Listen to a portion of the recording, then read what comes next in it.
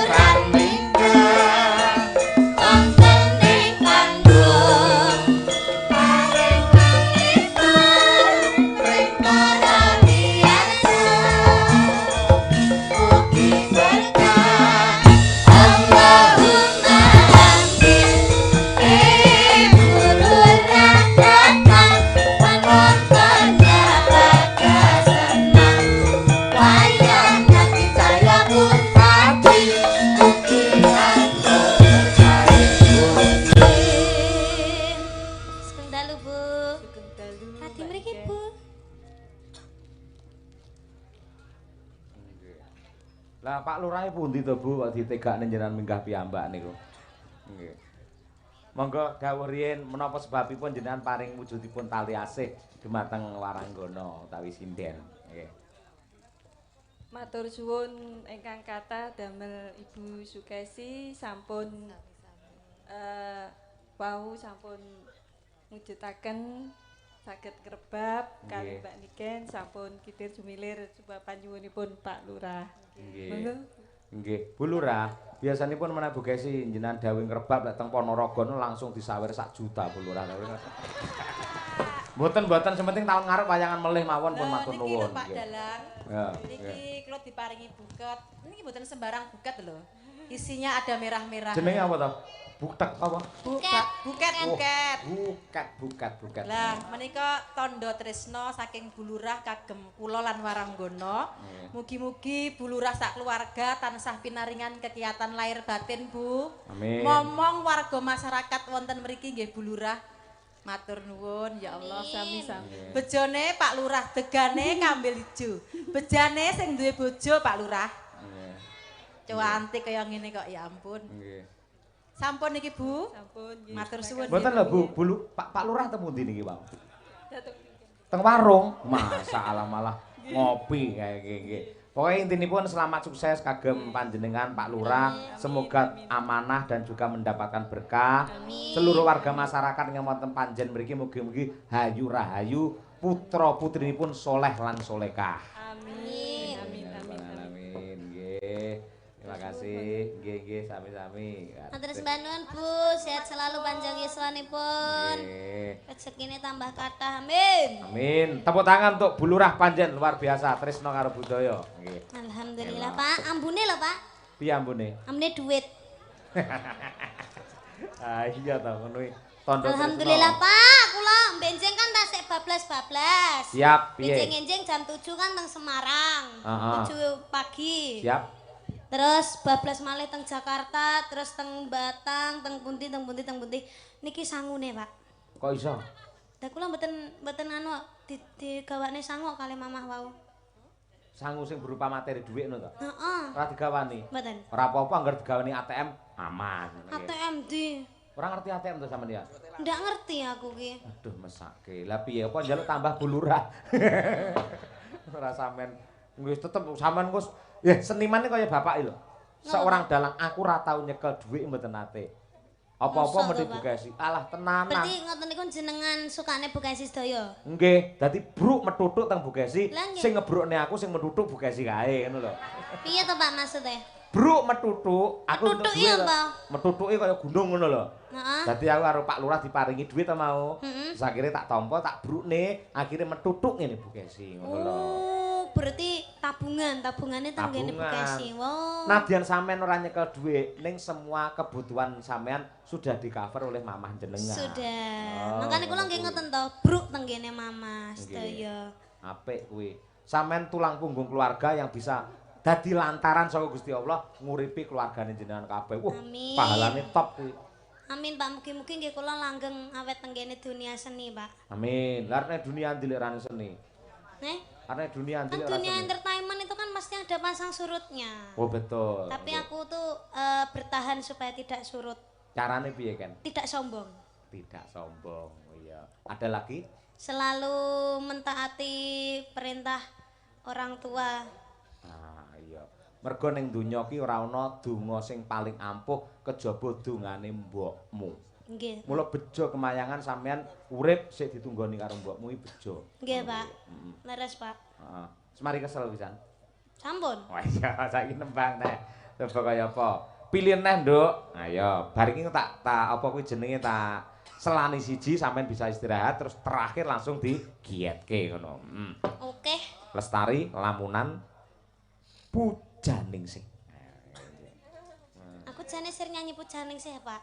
Pengen. Tapi nadane kemetitin kok gorokanku cepot. Oh iso diduk nih. Aman, aman. Koordinasi karo kanca-kanca iso diduk nih. Iso diduk nih. Oh iya. Pujaningsih wae nih. Disapa sing ngendang kayak Mas Noval kayak ben saya semangat Mas no. Noval semangat ya.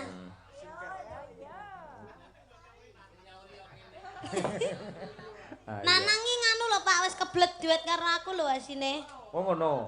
Lah sampean kersa piye? Ya sik bar Bar iki Pujaningsih ya? wae. Oke, siap. Apa engko keri-kerian pas wis dikukuti ngono kae nanang ki nanti celok ngono kae.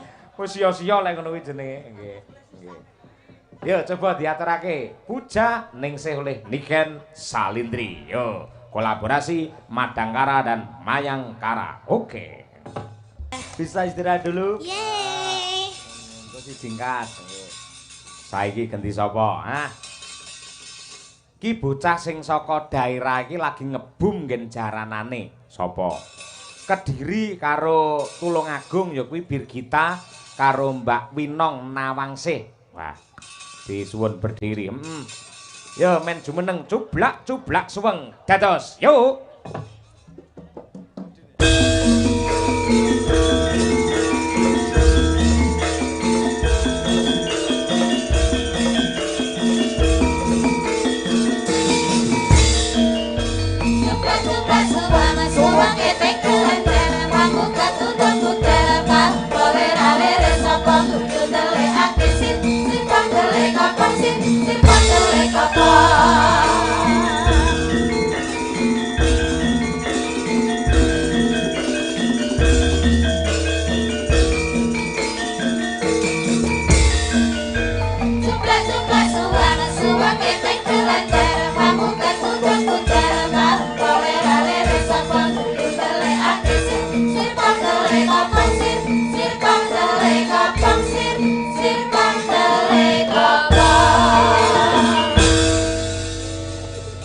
Karo iki ra entuk nesu lho ya.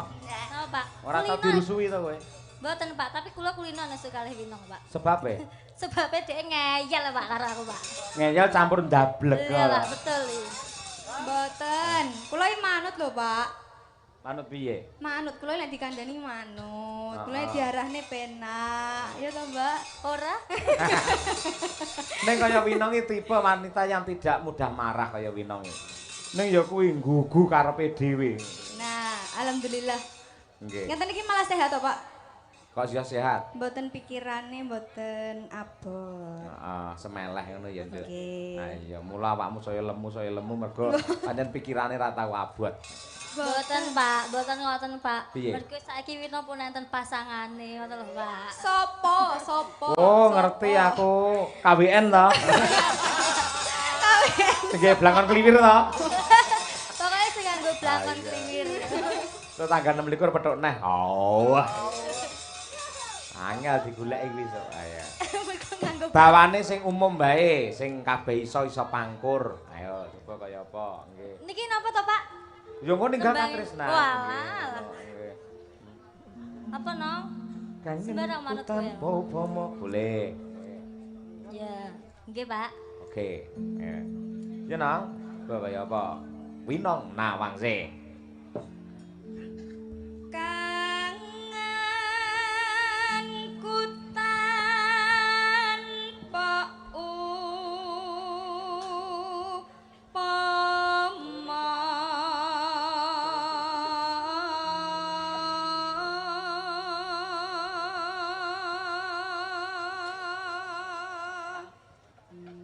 Neno neno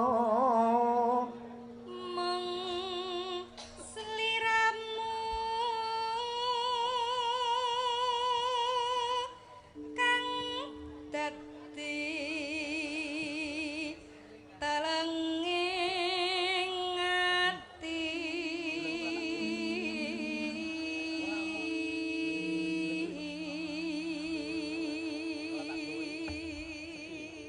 Hop, Mbak Birgita Ayu. Ya.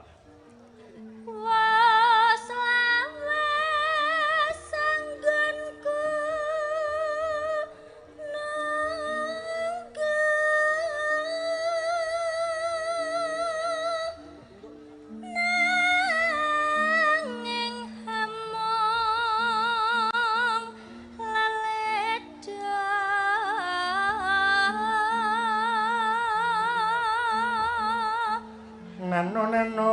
Yo, Bir. Ngelingana rikala jaman kepungkur. Oh, Winong. Seliramu. sliramu nate ngendika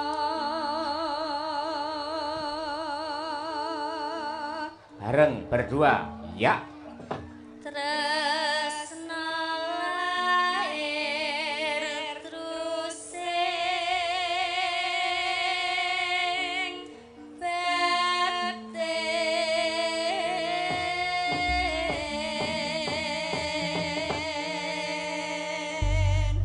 Nah, tembang menika ugi kula aturaken dumateng para kadang-kadang caksi lover ingkang keroyo-royo ana sing saka Blitar, ana sing saka Laladan Sidokare dan lain sebagainya ingkang kepareng nusul karo awake dhewe ya mboten kata lumpen Pak Waris Sugiono tebih saking Surabaya, Pak Jono sekalian garwa tebih saking Surabaya nusul wonten ing Nganjuk mongko sok tanggal 2 November awake dhewe sowan ana ing UNER, kampus UNER Surabaya.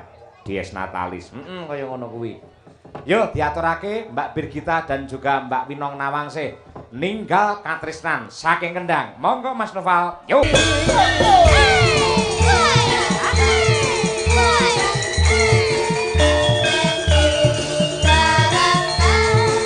Awas.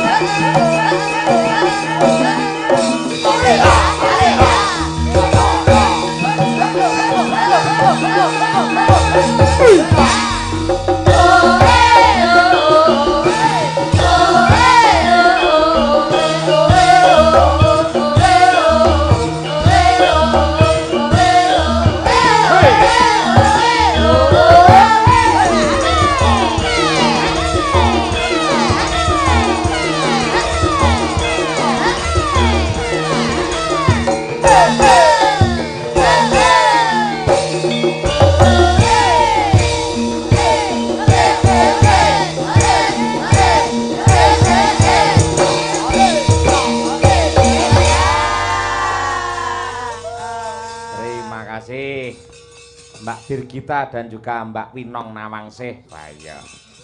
Sinden-sinden Madangkara. Dasare tuwajuh panembahe marang Gusti sekolah ora keter yen pacaran trima dikipatake. Ayo. Mula kaya Mbak Birgita iki direwangi ngontrak dhewe iki men ora diganggu dening pacare. Ayo. Tamu wong lanang ora oleh mlebu. Lawang ditutup krekep terus metu cendela. Ayo, terima kasih. Bocah. Yo, saiki terakhir genduk Niken Salindri coba diaturake untuk menghibur warga masyarakat Kepanjen lan ugi sedaya kemawon Malimbar ngantos Pacé ngantos ing Nganjuk lan ugi ingkang kepareng mirsani lumantar Kuntadi channelipun Jodipati Pak Utis sedaya kemawon sugeng nglaras salam budaya. Ayo. Lestari Niken. Ayo nggih. Kagem penggemaripun Bu Kesi sabar sawetawis mangke pamundhutipun Mbah Lurah ngesake kutut manggung kula aturaken wonten ing gara-gara sing pas wektune. Ayo. Genduk Niken Salindri. Mik yo nggo dhewe. Ayo, pancen yo golek penake yo. Rego piro? Rego piro ngene? Niki mike Madangkara, Pak. Apa ya, Om? Apa? Nggih, lek mik kula mboten kula beto damel benjing. Oh, eman-eman ngono, batune ya. Nggih, mboten dicangking teng Mayangkara mik kula. Iki Oh. wae mboten kula beto. Ora nek cadangan mik sing rego-rego 150 juta apa pira ngono? Enten, Pak. Mike kathah. Ndang nggih didamel teng Mayangkara. Oh, pentas. Nggih. Budal dhisik. Wah, iya coba kaya apa. Lah, engko ketoke piye ngangge mik Madangkara ketoke piye? Oh, mboten, Pak. Ora ganggu suara dan karaktermu Mboten, to? Pak. Aman to? Mik mahal atau tidak mahal itu tergantung dari suara kita. Oh. Nek wis suarane asline apik arep nggawe mik sing model piye sing rega 50.000 ya panggah apik. Lho kuwi lho, rungokno kuwi sindan-sindan Madangkara rungokno. Mik ora kudu larang-larang ya to? Nggih, mangkane kula mboten tumbas mik sing larang-larang to, Pak.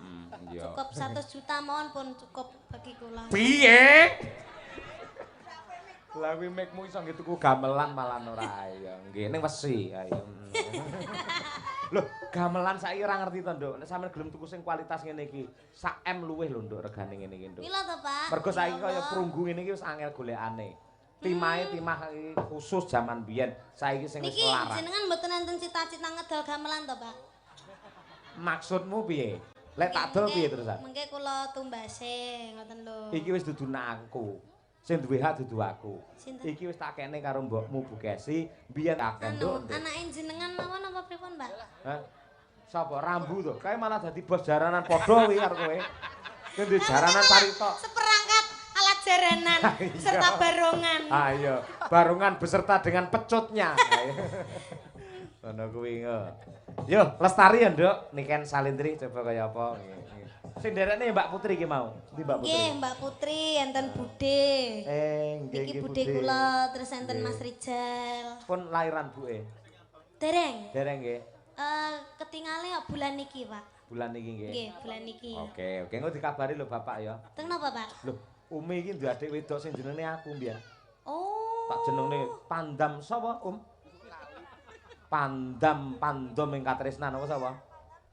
Pandam Tri Maharani. Yang artinya Pandam itu adalah keindahan yang berupa api yang penuh dengan semangat. pandam iki napa mboten godhong to, Pak?